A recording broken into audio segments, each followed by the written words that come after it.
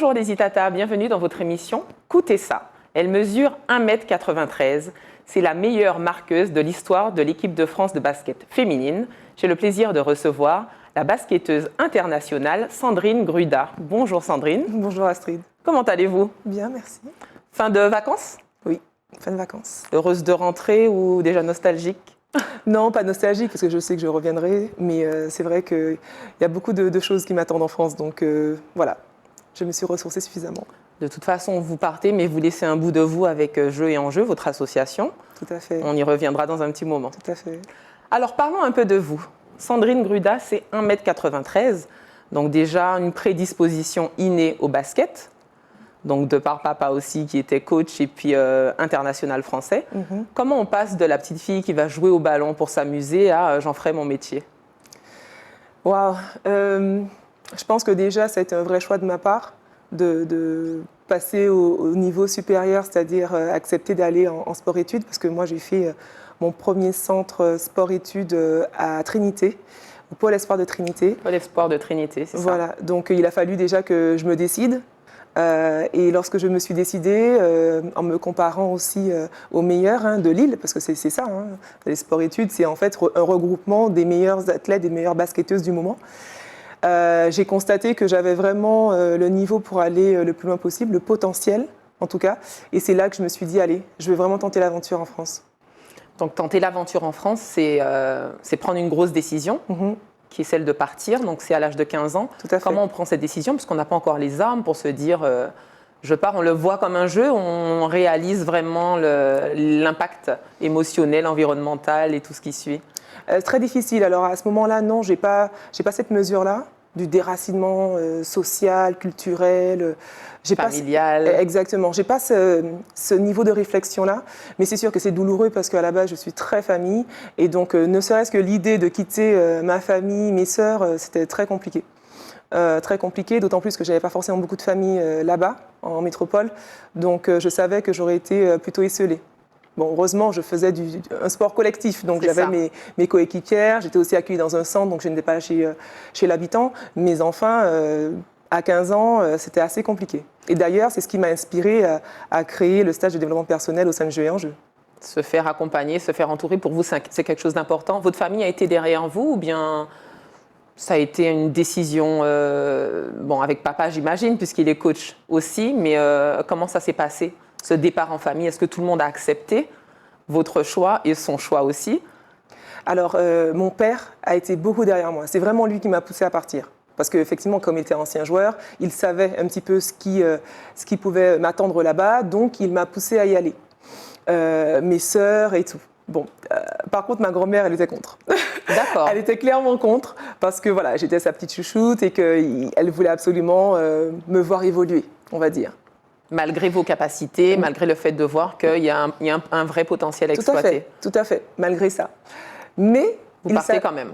Voilà, je pars quand même. Mais il s'avère que la petite anecdote, c'est que cette année-là, je suis donc à Toulouse, on est au mois de février, j'ai un gros coup de blues, mais vraiment un gros coup de blues, où là je me dis non mais c'est bon en fait, je vais rentrer en Martinique. Qu'est-ce que je fais ici? Et pourtant, mes notes scolaires vont très bien, au basket tout va bien, je suis motivée, je m'entraîne convenablement, et j'ai des résultats individuels comme collectifs, donc par rapport à la mission que je m'étais confiée, on va dire, j'avais atteint mes objectifs, mais émotionnellement j'étais fortement déstabilisée. Et là, je me dis, OK, je vais appeler la seule personne qui, je suis sûre, me fera rentrer à la Martinique, ma grand-mère. Donc, je prends mon téléphone et là, je lui explique ma situation. Je dis, c'est bon, j'en ai marre. En pleurs, je n'en peux plus. En pleurs, tout, la totale. Il faut me rapatrier. Il faut me rapatrier, je veux rentrer à la Martinique et tout. Et elle me dit, non, tu as commencé quelque chose, tu vas au bout. Et là, j'étais choquée et c'est ce qui m'a permis justement de poursuivre mon rêve jusqu'au bout et de me dire aussi que de toute façon, j'ai quitté mon île à 15 ans. Donc, quand on m'a proposé le contrat de partir en Russie à 20 ans, j'ai dit OK. Pour moi, ça ne changeait absolument rien. J'étais déjà d'emblée pas chez moi, donc que je sois en France métropolitaine ou en Russie, ça ne change rien. Je ne suis pas entourée de ma famille. Et c'est vrai que franchement, j'utilise souvent cette histoire-là pour dire aux parents qu'il faut rêver aussi grand que leurs enfants. Parce que je n'aurais pas eu mon père ni ma grand-mère pour me pousser et me maintenir en fait dans mon objectif que j'aurais lâché prise et je serais rentrée en Martinique. Alors vous, le message de votre grand-mère, vous l'avez vécu comme un soutien, pas comme un rejet? Ah non, non, comme un soutien. Comme un soutien parce que je savais que déjà à la base, elle voulait que je rentre. Donc je me suis dit que si elle, qui a fortement envie de me voir dans ses jupes, veut que je reste là-bas et que je continue à bosser, c'est qu'elle croit en moi, c'est que je peux y arriver. Alors même si on est grande, même si on a un papa qui est coach, est-ce que le talent suffit? Non, le talent ne suffit pas, c'est un bon point de départ. On ne va pas se cacher, c'est un bon point de départ. Maintenant, il faut travailler. Et le travail, une journée type avec Sandrine Gruda à l'entraînement, ça ressemble à quoi? Moi, je suis dans un sport collectif, donc forcément, il y a des ordres et consignes qui sont donnés. Donc, en gros, une journée type, les journées les plus denses, on a 2 entraînements, le matin de 2 heures, l'après-midi de 2 heures, et donc voilà. Vous avez quand même la réputation de la personne qui ouvre l'entraînement et qui ferme l'entraînement. C'est toujours le cas? C'est toujours plutôt le cas. Plutôt le cas. Je fais souvent la clôture maintenant. C'est ça. Pas forcément l'ouverture. Les choses changent. Oui. Donc là, vous êtes déjà à 18 années de carrière. Une carrière de basketteuse, ça se termine quand? Est-ce que ça se termine vraiment ou est-ce qu'il y a une prolongation différente? Alors, ça change avec les générations. Par le passé, les filles, elles arrêtaient vers l'âge de 32 ans en moyenne. Les garçons, toujours vers l'âge de 38-40 ans. Et aujourd'hui, franchement, je suis en train d'essayer de montrer que c'est possible, en fait. C'est possible de jouer encore un peu plus longtemps que la moyenne, puisque moi, du coup, je vais arrêter, quand j'arrêterai en 2025, j'aurai 37 ans. D'accord. Et c'est vrai que ça ne s'est jamais forcément fait. Souvent, les filles qui sont comme ça en fin de carrière sont des filles, en fait, qui ont lâché l'équipe de France depuis longtemps pour se consacrer, en fait, qu'à un seul championnat. Et moi, je vais donc poursuivre l'équipe de France jusqu'à Paris 2024. Et je vais faire qu'une seule année, sans équipe de France, sans rien l'été. Et pourquoi vous voulez montrer que c'est possible d'aller plus loin malgré l'âge? Alors, c'est vrai que je ne le fais pas pour montrer, forcément. C'est mon choix à la base. C'est ma propre ambition. C'est parce que je m'en sens capable, déjà. Et puis, en parallèle, si je peux effectivement servir d'exemple pour les filles qui doutent, qui pensent que c'est pas possible, qui essaient justement de soit suivre la majorité ou voilà, c'est juste pour montrer que c'est possible, mais sans forcément me dire que voilà, je le fais pour elles. Non, je le fais d'abord parce que j'ai les capacités physiques, parce que c'est pas simple de jouer au très haut niveau, il faut en avoir déjà la résistance physique. Oui, c'est beaucoup de sacrifices, beaucoup d'entraînement. C'est important pour vous d'avoir un modèle. Je sais que vous aviez un modèle quand vous avez commencé, c'est Lisa Leslie. Est-ce que c'est toujours le cas? Et qu'est-ce qu'elle vous apporte en tant que modèle? Si vous devriez être un modèle, par exemple. Alors, il y a beaucoup de questions. Oui, pardon. On va commencer par une question. Lisa Leslie, qu'est-ce qu'elle vous a apporté en tant que modèle? Alors, déjà, lorsque j'étais enfant, effectivement, Lisa Leslie était une référente.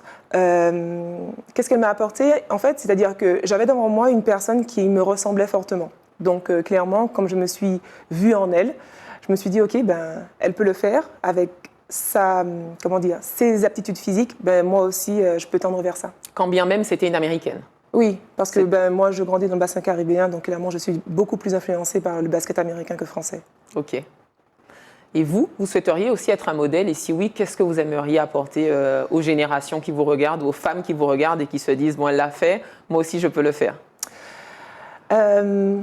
Déjà, l'imperfection.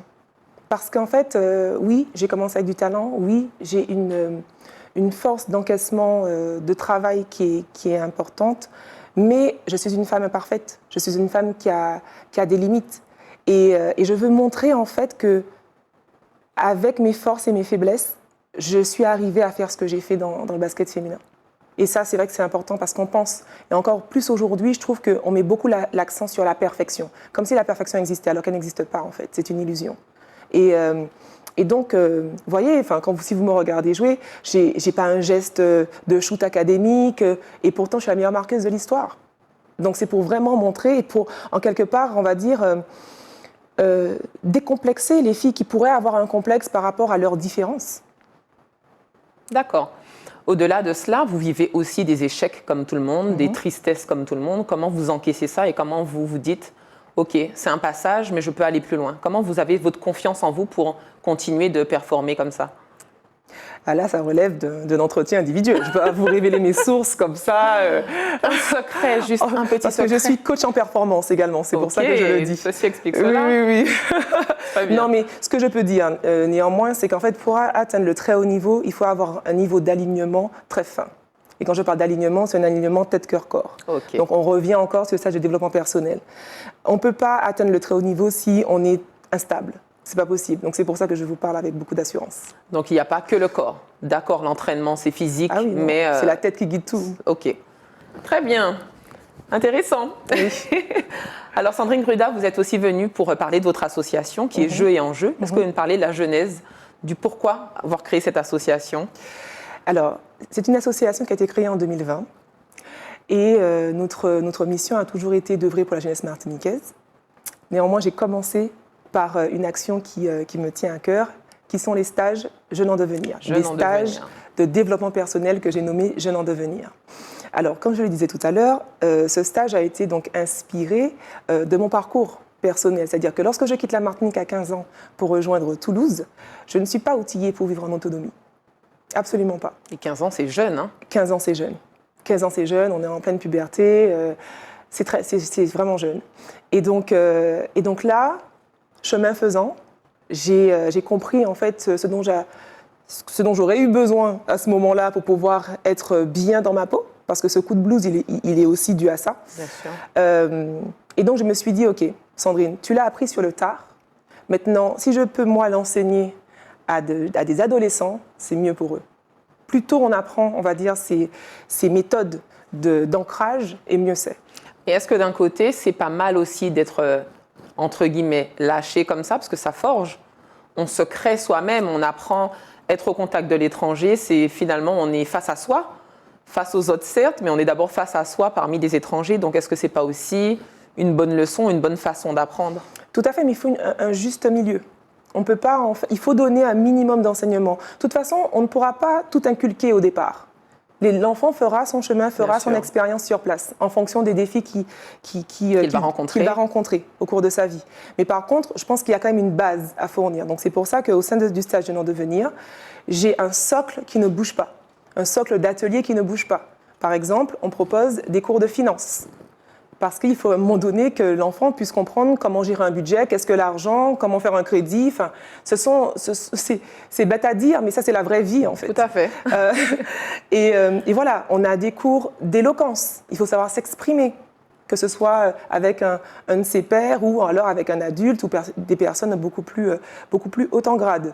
On a aussi des cours de psychologie. Là, ce sont des cours qui sont importants parce qu'on adresse les blessures d'enfants, on adresse également certaines valeurs et principes comme la rigueur, la bienveillance, la discipline qui est indispensable pour toute personne qui souhaite mener un projet de bout en bout, qu'on soit sportif ou pas. Et d'ailleurs, les stages, contrairement à tout ce qu'on pense, ce ne sont pas des stages réservés aux sportifs.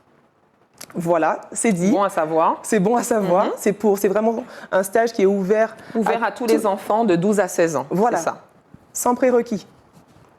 Donc voilà, et nous avons également des cours de méthode 3C. Oui. Voilà, ce sont des cours de relaxation. Donc la méthode 3C, c'est une méthode qui favorise le calme, le contrôle et la concentration.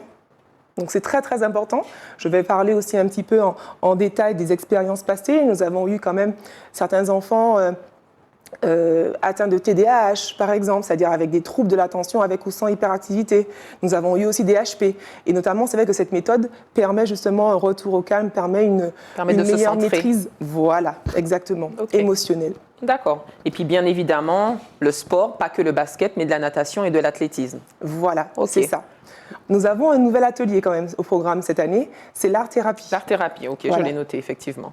Donc vous êtes bien entourés, hein. Vous avez Coralie Balmy dans votre équipe, Valérie Gouy, Brice Balit, donc que des pointures du sport, du développement culturel, etc. Donc c'est très bien. Donc ce sont des stages qui sont quand même assez longs. Donc là, le prochain, c'est du 7 octobre au 23 mars 2024. C'est encore possible de s'inscrire? Tout à fait, tout à fait. Nous vous attendons nombreux, donc il est possible de s'inscrire sur le site internet. Et bien sûr, nous sommes disponibles, nous sommes à votre disposition pour répondre à toutes questions. Donc n'hésitez pas à nous contacter. Il y a donc soit via le formule de contact sur le site internet ou encore par téléphone.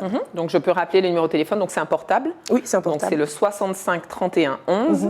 Et puis on peut aussi vous joindre par mail secrétariat@jeux-enjeux.com. Voilà. Ou sur Instagram également et Facebook. Exactement. Avec Jeux et Enjeux. Exact. Très bien.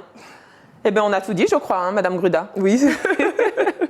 Merci pour cet échange. Oui, merci à vous. Et puis, bon retour. Merci. Merci aux Itata. J'espère que cet échange vous a plu. Quant à nous, je nous dis à très bientôt pour un autre Coutez ça.